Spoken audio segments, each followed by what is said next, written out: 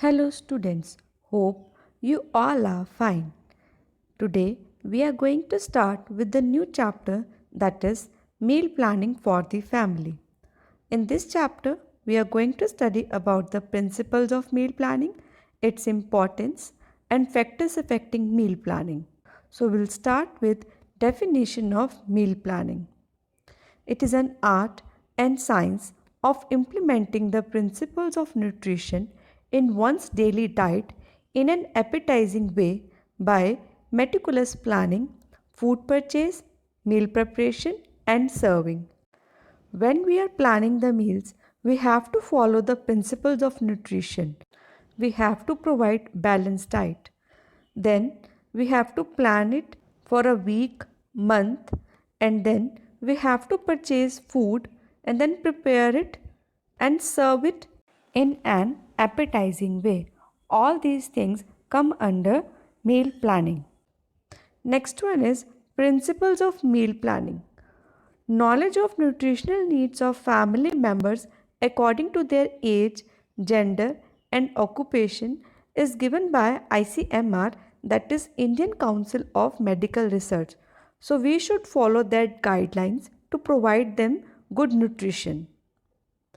We should use 5 food groups in meals, that is cereal and grains, pulses and legumes, milk and milk products, meats, fruits and vegetables, and the last one is fats and sugars. We should use all these 5 food groups to plan meals for the family. Next is knowledge of nutrients, nutritive value, and sources of foods are very important as it also helps to create variety while using same ingredients. Use of recommended tables of balanced diets, which is given by ICMR, as it helps to provide balanced diet to each individual family member. Next one is budget of the family. Knowledge of using alternative cheap sources of food which are providing us same nutrients. For example, pulses can be used instead of meat for proteins. We can also use seasonal foods for having good nutrition. All these things helps in making budget for the family. Next is planning. We should plan in advance to save time and energy by planning for a day, week, or month. Next one is the composition of the family. Family may be composed of infants, children, teenagers, pregnant or lactating mothers, elderly people, any diseased person. All these affects meal planning. Dietary or traditional habits, like some people are vegetarian or non-vegetarian, South Indian or Punjabi, all these things we have to consider while planning meals. The food plan has to be balanced and appealing to the eyes and also considers the likes and dislikes of the family members. Next one is proper knowledge of the equipment required to cook the food to retain maximum nutrients. Next is knowledge of market nearby your home and general store or supermarket to get fresh foodstuffs at reasonable rates, and also storage facility at home for perishable, semi-perishable and non-perishable foodstuff. All these things should be considered while planning meals. Next we'll study about what is the importance of planning meals for the family. When we plan meals, it caters to the nutritional needs of the family. Attractive meals can be prepared as we are planning in advance. Prior meal planning helps to save money, time, energy, and fuel as we are keeping in mind what resources are needed, what things could be done to save these things. It also helps the homemaker to improve the meals and how to add more nutrition in the meals. For example, by combination of the foods, rice and pulses when taken together improves the protein quality. Next, by sprouting, moong dal for salads, and by fermentation, like in dhokla, increases the nutritive value of food. Next is to use the leftover food next day in an healthy way. Instead of being wasted, leftover food can be used properly. For example, leftover rice in lunch to make biryani for dinner, or we can use leftover vegetable to make paranthas. Next is various factors affecting meal planning. First one is whole day as a unit. It is very important because nobody likes to eat even his or her favorite food stuff again and again. Therefore, to introduce variety, do not repeat same food items during day meal. Second one is nutritional need. A family may be comprised of adults, children, adolescents, old people, and diseased person. The diet should be such that it caters to individual nutritional needs. Next is sources of nutrients. Knowledge of different sources of food nutrients is very important. A judicious section from the food group will supply adequate nutrients. Select food from each of the food group. Next is the food budget of the family. The money available will decide what will be purchased for the family. When the food budget of the family is low, it is necessary to have good knowledge of less expensive foods which are having high nutritive value. Next is likes and dislikes. Food preferences of family members should be remembered while preparing food. Carefully develop good eating habits in children and excluding some of the food items just because one does not like them may be a reason for loss on certain nutrients essential for the body.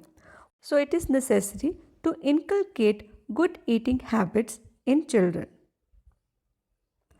Plant diet should be balanced. All the nutrients required by the body must be present in appropriate proportion. Availability of foods. Because of improved methods of food preservation and distribution, even the perishable foods are available nowadays. Effective preservation methods helps to increase the shelf life of food. Next one is the satiety value. Foods rich in proteins and fats have higher satiety value compared to carbohydrates. Consider the interval between the two meals and plan your meals accordingly. Selection of seasonal foods. Seasonal foods are cheaper and have better nutritive value as compared to the stored foods. Suitable combination. The protein content of the diet can be improved if rice and pulses are taken together. For example, idli dosa, dal chapati are examples of good combination as they enhance the nutritive value of the foodstuffs. Saves time and energy. The meal should be such that it involves the minimum amount of time, energy, and expenditure. Elaborative meals means which are having lengthy cooking methods are not always the most nutritious meals. Use of variety in meals. Variety in meal patterns, appearance, texture, and taste of meals helps in better food acceptability. Religion, tradition, and customs. Custom and traditions differ from community to community. For example, Muslim community cannot eat pork and Hindu do not consume beef. So these are the variations in religions, tradition and customs of different communities. Use of leftover food. We can use the leftover food in an appetizing way. For example, need leftover dal with atta to make chapatis or pranthas. We can use boiled rice to make vegetable rice. Use of roughage. We can get roughage from whole grains, whole cereals and pulses, green leafy vegetables. Roughage is an important part of the food group as well as it helps in digestion. Use of raw foods in the form of salad or fruits because cooking destroys some of the important vitamins and minerals which are essential for our body. So, we can have these nutrients when we eat food in raw form. So, these are some factors affecting meal planning. Next is how to save time, money, and energy by planning meals. First one is plan meals for at least 1 week to save time and energy. Make an accurate shopping list including quantities and qualities of goods you need. Also, you can check supplies in stock, whatever you are having. Purchase after comparing prices and quality. Seasonal foods are cheaper and have good nutritive value. Choose food item from each food group which has low cost but same nutritive value. For example, pulses can be a substitute for meat. Avoid wastage of food whether it is raw or cooked. Use adequate preparation and storage facilities so that we can save our time and energy. Avoid impulsive buying. We should buy only those products which we actually need.